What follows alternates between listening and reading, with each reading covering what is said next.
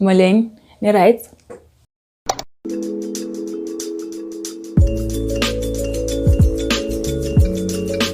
I wish I saw this before I made my KOJ review. One is practically a masterpiece, while the other one has a similar concept, but it's strung together by a weak plot line. I wholeheartedly stand by what I said in my KOJ review.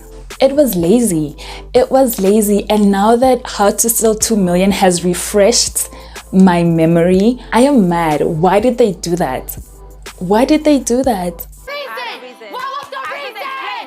How to Steal 2 Million is exceptionally better.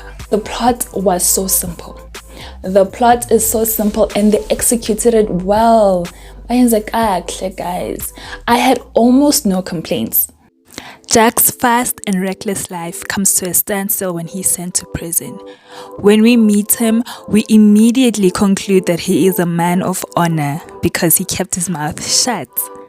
He serves his sentence and comes out with a plan for his new life. Before Jack can even enjoy his freedom, the person he protected with his silence seeks him out and asks him for help. Twyla is the personification of a boy in a man's body. He is addicted to booze, women, and gambling. And Twyla has a 1 million rand debt, and he devises a plan to solve his problems by manipulating his former friend into doing his dirty work.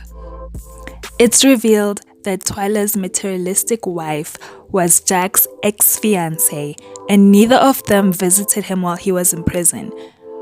Not only that, Twyla wants Jack to steal from his father. The writers decide to bring up and brush over the daddy issues between uTwyla and Tatakhe. And why bring up something that's not going to service the story? Why show us that the rift between uTwyla and Tatakhe is deeper than money?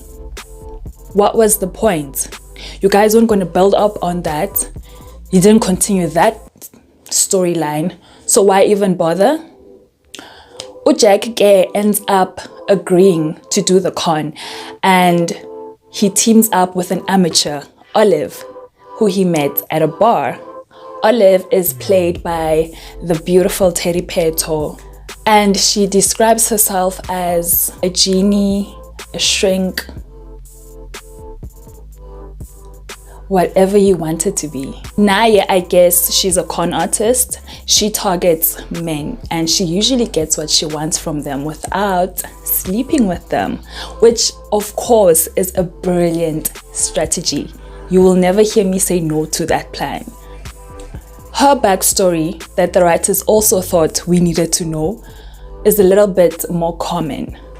Her thing is that her mother is raising her child for her. And everything that Olive is doing, she's doing it so that she can stand on her own 2 feet and raise her child. But I didn't care about that.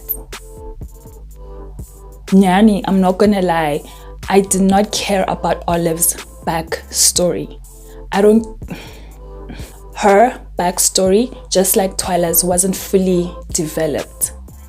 Ingxaki with her backstory is that the writers wanted us to invest in it. They wanted us to care about it. And how can I invest in something that you guys didn't invest in?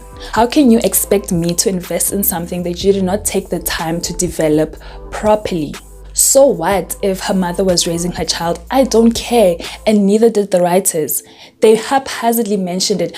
When they brought up Olive's backstory, it was jarring. It was so out of place in the overall storyline. Remember in Fight Club when they go to the cinema and bayasebenza they're working with the projectors, the movie projectors, and they spliced in a hugging scene in a children's movie. It kind of felt like that. It was out of place and it was jarring. It didn't matter how many times Olive talked about umntanakhe, I didn't care. It's almost as if her backstory was used in service of showing just what type of man Jack was. I think Jack was a gentleman.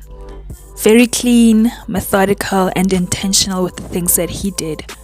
He was a man that was aligned, in control of his emotions, and very determined. I wanted him to win. I wanted Jack to win. I was wholeheartedly on his side. I wanted to see him start his construction company or just taking the money and disappearing. The fact that they made it a point to hide Jack's motives after the plot twist was revealed raised my blood pressure. I was on edge for Jack, even when he knew of the backstabbing. But then again, is it backstabbing if the person never had your back to begin with? And I want to say this specifically to the ladies watching. Be like Jack. Jack demonstrated the importance of having real jewelry. Yes, granted, what he did was dusty tendencies because you don't take back gifts, okay? That's just ghetto. You don't take back gifts. Ghetto, the ghetto, the ghetto. But that's not important. Okwangoku. What's important is that jewelry is easy money. It is easy money. It's money that you have access to. It's money that you can easily hide. It's money that you can swallow if you wanted to, or stick it up your ass, or plant underground. It's up to you. High quality jewelry depreciates at a lower rate than cheap items. So it's important to always go and get your pieces professionally appraised. Make it a point to go and visit your local jeweler every now and then. There are some places that even let you lay by pieces and you don't have to buy it immediately. With that said, Twitter standards aren't real, but gold and diamonds are forever. Okay, back to the story. Jack and Olive succeed. Twala's plan flops, and everything leading to the end of the story is a slow decline of momentum. They introduced more players but forgot to properly flesh them out. There were police officers in this and their roles were literally forgettable. Honestly, Yazi, I forgot about them until one of them shot Jack. And I was so pissed. I was so angry.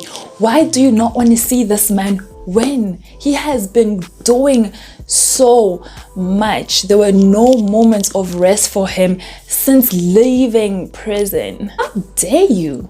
How dare you? Do you not know that this man is supposed to win? Do you not know that I want him to win? Because of that, the ending was such a disappointment to me. Okay, that and the fact that Olive won.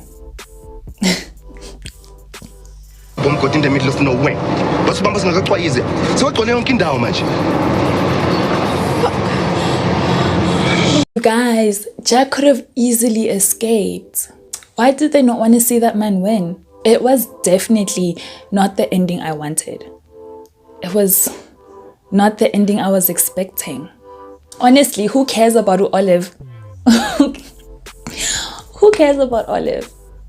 Who? Look at you making it to the end of the video. Thank you so much for watching. Don't forget to like, comment, and subscribe. Spoil me if you want to, and I'll see you in the next one. Bye-bye.